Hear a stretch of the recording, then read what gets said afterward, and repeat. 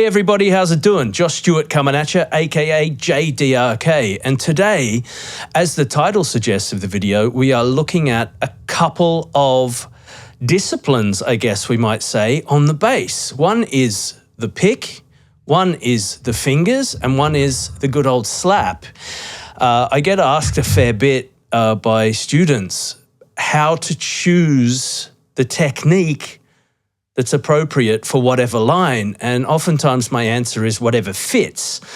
But I mean, I guess learning what fits, why it fits, and how it fits is a good start. So today, as you can hear in the intro, I was playing. I'm just going to turn this off right now. I was playing a derivative, or one of the lines of Sledgehammer from the Peter Gabriel song. Tony Levin is the bassist, amazing bassist, one of my favorites. Again, it's just my version of Sledgehammer, a very simple version for today, so we can kind of roll through it together. I've chosen to stick in the key that they're originally playing in for one specific purpose, and it's because it's away from the dots. And some players will know exactly what I'm talking about. We're not playing on dotted positions. We're playing between the dots. We're starting on a D sharp. And, you know, we're playing in this position here. So first of all, for those that are used to playing or hitting the dots, or only playing around the dots, it's good to get away from that, break some of those patterns. So we're looking at Tony Levin on the track chose to use a pick. So for those who don't know, he's using a pick, an octave pedal, a chorus pedal, and a fretless Music Man. Now, I don't have a fretless Music Man. I don't have any fretless, actually. I do enjoy fretless. I just don't have any at the moment. In the intro, I was using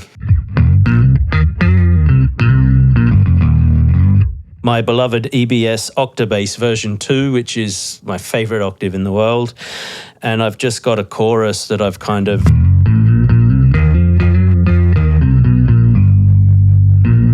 got on my line 6 HX Stomp, which I can use the expression pedal to kind of, the rate is really slow and I can speed the rate up. Anyway, that doesn't matter for this particular video because I'm not going to use the effect anymore. We're going to be talking about why to choose pick, why to choose slap, why to choose fingers, but more importantly, what I'm discovering more recently is how to intuitively and easily move between them even within one song. Because it might not just be the point of saying, right, the whole song's going to be slap or fingers. You might want to kind of,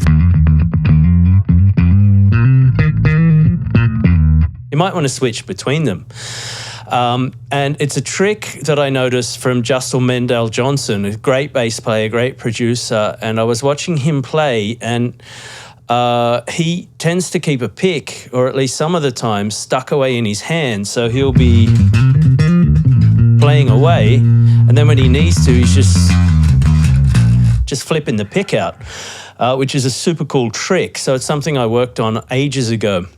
In a band I'm currently playing in called Reflections of Karma. I will put some links below if you're interested. That's a band that I'm probably 80% finger player, to be honest. And out of the remaining 20%, it's probably 10% slap, 10% pick. But in one current band I'm playing in, it just made sense from day one to play everything with a pick. So it's 99% of the stuff in that band is all pick. And we'll go through some stuff in other videos about choosing different gear and different basses. Today I'm playing this G&L Jazz bass. It's got the EMG Classic J pickups in it, the BTC preamp. The treble is not treble on mine. I've got it set at the 2.5K boost, 2500 hertz boost. So on my Jazz, I normally have just the bass boosted a touch and the 2.5K boosted a touch. I'm using DR Federa 100 to 40 round strings. And that's, part of the sound of this bass. That's another choice when thinking about music, but again, we'll go through that in different videos. So it's just technique. So we will discuss a little bit of pick technique. In other videos, we'll run over slap, how to do it, an easy way, an easy trick that my teacher taught me of how to get there. But for example, in this line, he's chosen to use a pick and he's chosen to use the effects. There's this beautiful kind of attack. There's a beautiful presence to the tone. I mean, the fretless makes a big difference, but as you heard earlier, you can kind of get away without the fretless if you've got the kind of the chorus and the octave. But let me play the line now for you. I'll put the drums back on and let me play the line first with fingers, then I'll play it with pick, then I'll play it with slap, and then we'll try and combine all three together in a rotation. So here comes the music. Okay, so first with fingers.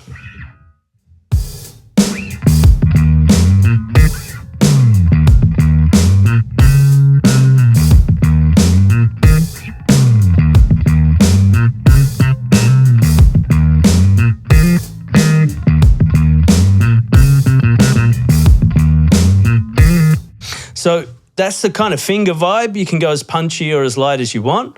If we go slap, let's just try it all thumb to begin with. And another important thing when thinking about technique is also note placement. So you can notice when I was playing fingers, the top note of the riff was on this D sharp up here. But if I'm playing all thumb, I might choose to play the D sharp on the D string rather than on the G string. So something like this.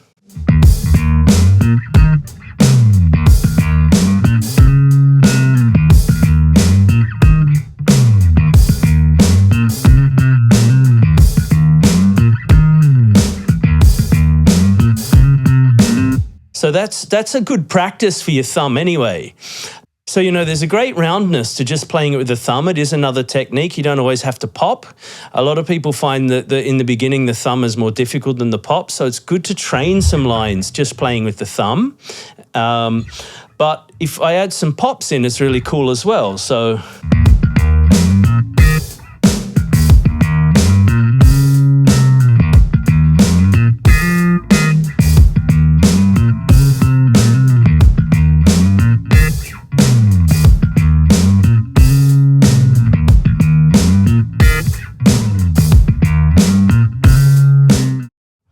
So that's the slapping stuff. Now we can throw in some pick. So this is what Tony Levin is doing.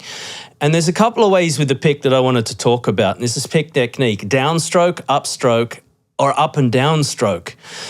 So when you're practicing pick technique, ideally, you want to be practicing all of those. So you want to run a line that might all be downstrokes. And I am doing a little bit of palm muting. I'm muting a little bit the strings at the back of my hand here.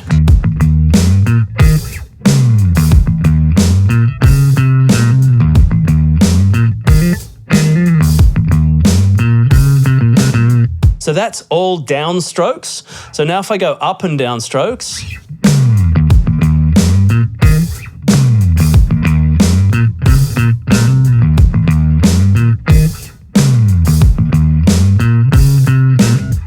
And just for the hell of it, we can try do one all up strokes. This will be fun.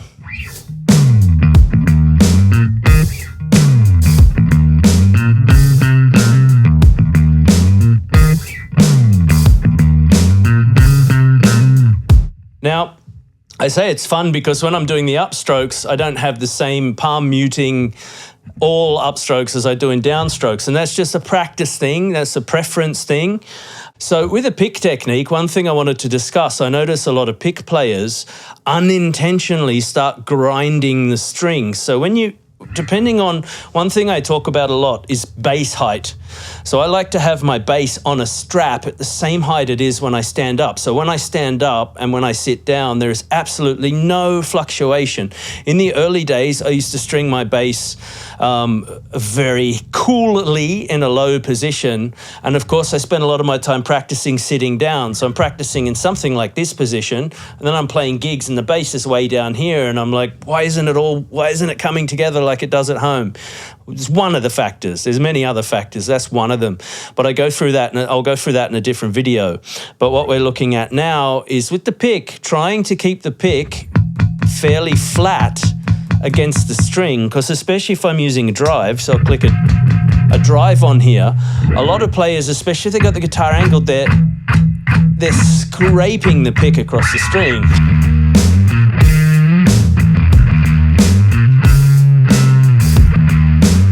Now that can be cool to get that thing if it's intentional, but most of the time it's not. So you want to kind of keep your pick so you get more of a...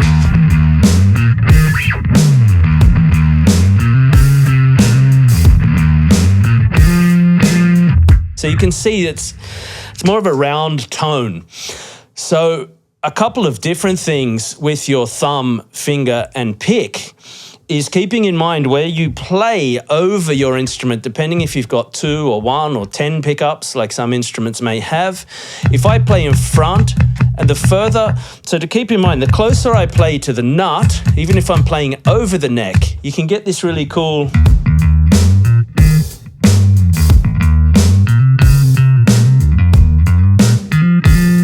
You can get this really kind of dubby tone, especially with fingers.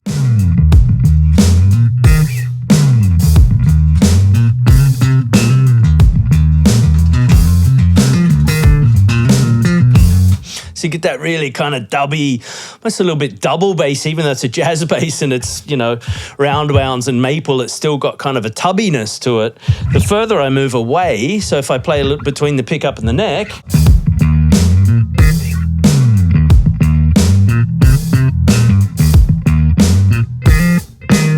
so it starts to get a bit tubbier, but also a bit tighter. And then, you know, the further I play down,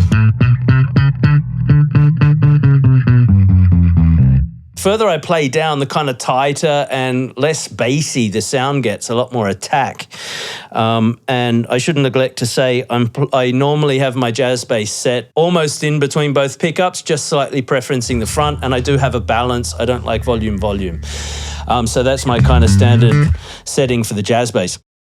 So now let's have a crack at combining all 3 disciplines together. You never know when you might want to combine slap in a song, pick in a song, fingers in a song, or maybe a producer in the studio says, hey, can you play the verse fingers and go slap in the chorus, and, you know, whatever. So just, I will also play some of the pick palm muted and some without.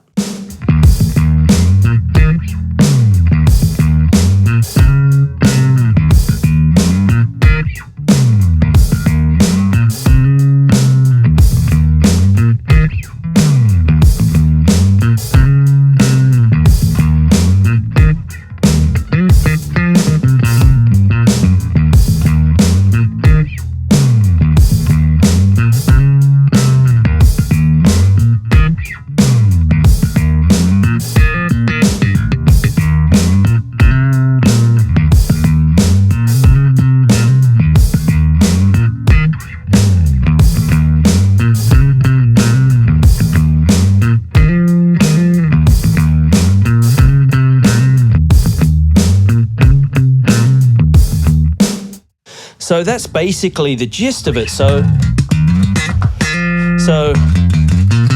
if we can move fluidly between kind of slap, fingers, pick, we never know when it's going to be useful. The last little thing that I will say to this, the question being when to use which technique. Whichever seems appropriate. I mean, there's rules and there's rules that are meant to be broken. You know, when Les Claypool came on the scene and started doing all this stuff, surely there were people that went, what is that madman doing? And there are other people like me that went, wow, that's super cool. You know, Flea's out there smashing the bass about as well. He's doing a lot of stuff that maybe wouldn't have been considered traditionally, you know, the role of a bass. But, you know, if we want to follow tradition, we follow tradition. If we don't, we don't. There's no good or bad about any of it. So I'll just say a few things about the technique. They will do another video about slap technique and some more finger technique. There is a couple of other techniques, some tapping, and also kind of that reggae thumb stuff where we could be like...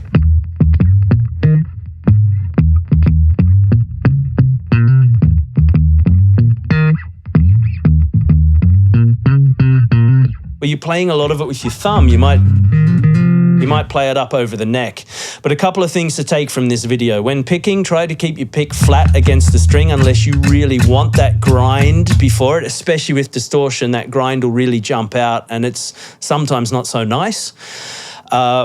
hand position. So whether you're slapping, you know, if you want a bit more of a bit of a sharper slap sound, move your hand a little bit towards the back.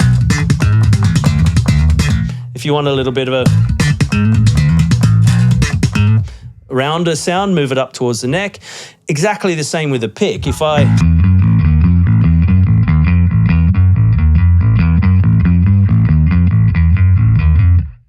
you can hear as I'm moving up and down, the notes are blooming more as I get towards the top, and they're becoming a lot sharper as I move towards the back.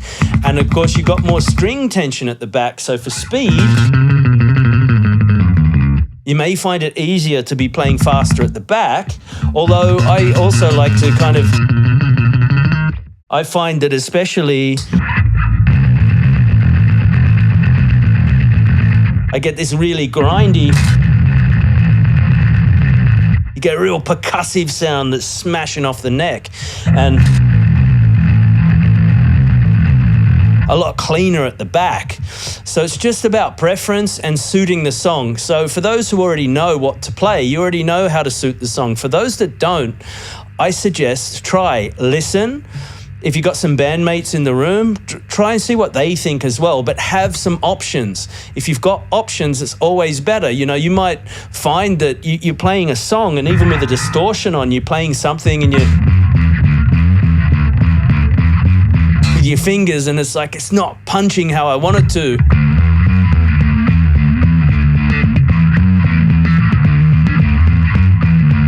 And you try some of that, and you're like, yeah, that's it. Or pick, because you want that real attack.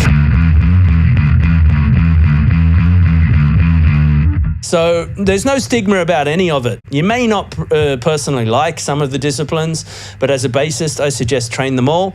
And the very last piece, the adding of effects we'll go through in different videos as well, but I think that's super cool to have a few effects in your arsenal to also actually bring a different palette to the song. So that's a little bit of Sledgehammer. Tony Levin, thank you so much for that bass line. And Peter Gabriel, thank you for the song. It is, to this day, one of my all-time favorite, grooviest songs. If that song comes on, the party gets started. So that's all from me today. Hit like and subscribe, and I look forward to sharing another video with you guys. And again, take it easy, stay cool, stay calm, and keep playing. That's the main thing. Keep playing. Bye for now.